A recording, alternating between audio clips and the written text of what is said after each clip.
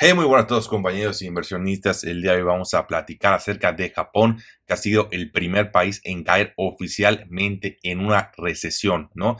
Vamos a platicar acerca de por qué está sucediendo esto, qué consecuencias puede tener y sobre todo qué nos espera en los siguientes países que no han reportado todavía sus números trimestrales y qué esperamos en este 2024 que se viene fuerte, ¿no? Se viene fuerte.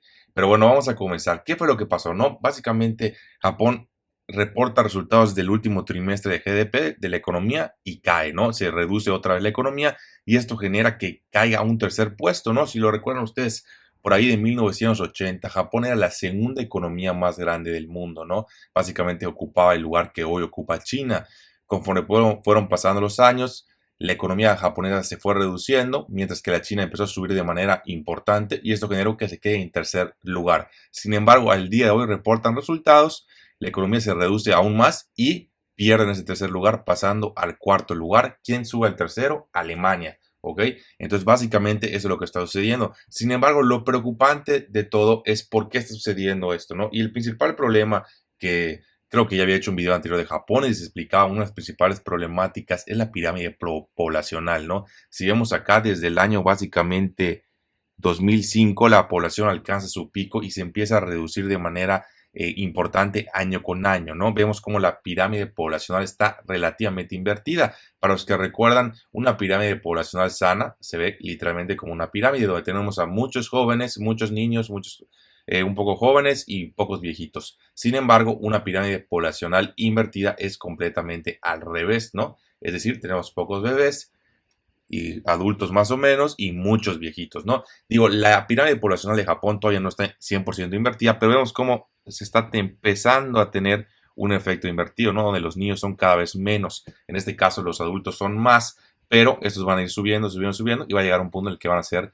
mucho más los viejos que los niños, ¿no? Entonces esto genera simplemente que año con año se vaya reduciendo la población, que es el efecto que hemos estado observando. Si se dan cuenta, aquí es donde está 2024, vemos cómo la población ha estado cayendo. Y obviamente conforme cae la población se generan un montón de problemas económicos, sobre todo con el sistema de retiro que normalmente funciona de que básicamente los jóvenes que trabajan y están aportando a su retiro, pues ese dinero no es que se guarde para ellos, exceptuando por México, sino que se utiliza para pagar el retiro de los viejitos. Entonces, ¿qué pasa si tienes más viejos y pocos jóvenes trabajando y generando ese dinero? Pues vas a generar que colapse el sistema de retiro de pensiones, ¿no? Entonces, básicamente, ese es uno de los problemas. Hay obviamente otros problemas. Hay que recordar que la población que produce más, pues es los jóvenes, los adultos, ¿no? No los viejos. No es que tengan nada de malo, son como son las cosas. Entonces, esto genera una presión muy fuerte en la economía japonesa. De hecho, en los últimos 2 trimestres ha tenido un crecimiento negativo, ¿ok?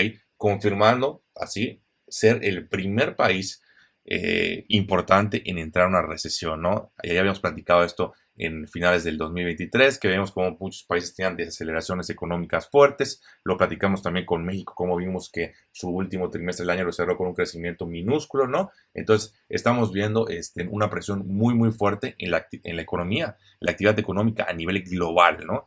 Entonces, Japón ha sido uno de los primeros países importantes, insisto, en ya confirmar una recesión, porque recuerda que una recesión, simple y sencillamente, su definición técnica son 2 trimestres consecutivos en los que la economía se reduce. Y esto es exactamente lo que acaba de pasar con estos datos. Ahora la pregunta es quién sigue, porque vemos que hay otros países que tienen datos también bastante similares. Por acá tenemos la economía de Alemania, que también ya reportó el último trimestre del año, y vemos cómo, para que tengan una idea, este es 2023, ¿no?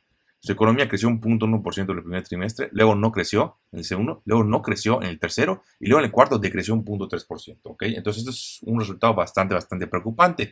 Técnicamente no es una recesión porque cero no es un número negativo, pero está coqueteando completamente y no se me haría nada raro que el siguiente trimestre puedan tener ya ahora sí la recesión técnica confirmada, ¿no? Esto es uno de los países importantes porque pues vemos que es la tercera economía más importante ahora ya. Ahora, otro caso es el UK, que UK no ha reportado su último trimestre, pero si vemos los primeros 3 trimestres, vemos una historia similar. Un crecimiento leve de 0.3%, luego se mantuvo en cero la economía y luego un decrecimiento muy leve, pero un decrecimiento de 0.1%. La pregunta es qué va a pasar en el cuarto trimestre, ¿no? Que reportan los resultados a finales de febrero.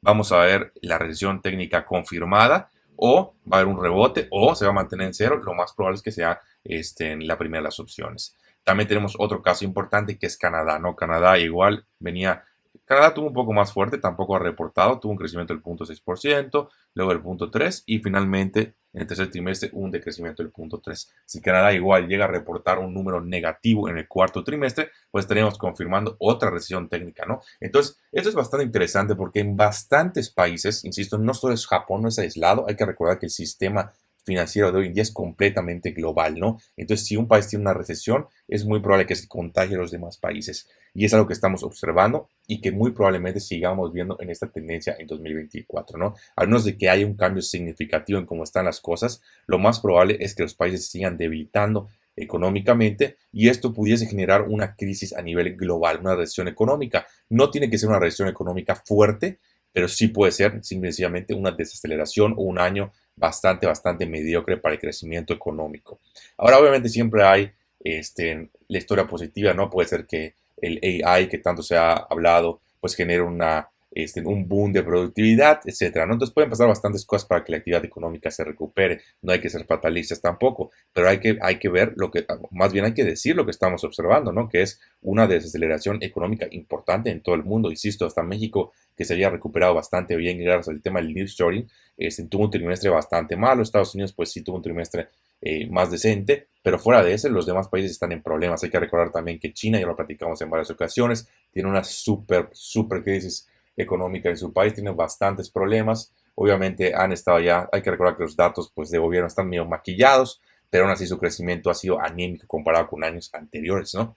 Pero bueno, hay que darle seguimiento como todo, no hay que asustarse, sencillamente ver los datos, ver qué es lo que está sucediendo y pues tomar cartas en el asunto, cada quien con sus portafolios personales de inversión. Si tienen, la realidad es que la mayoría de la gente, pues esto nada más es meramente informativo, ¿no? No vas a tomar una decisión en base a esta información, pero bueno, es siempre importante e interesante entender qué es lo que está pasando a nivel global y por qué está sucediendo esto, ¿no? Pero bueno, esto por el video de hoy, nos vemos en el próximo, le agradezco por su tiempo.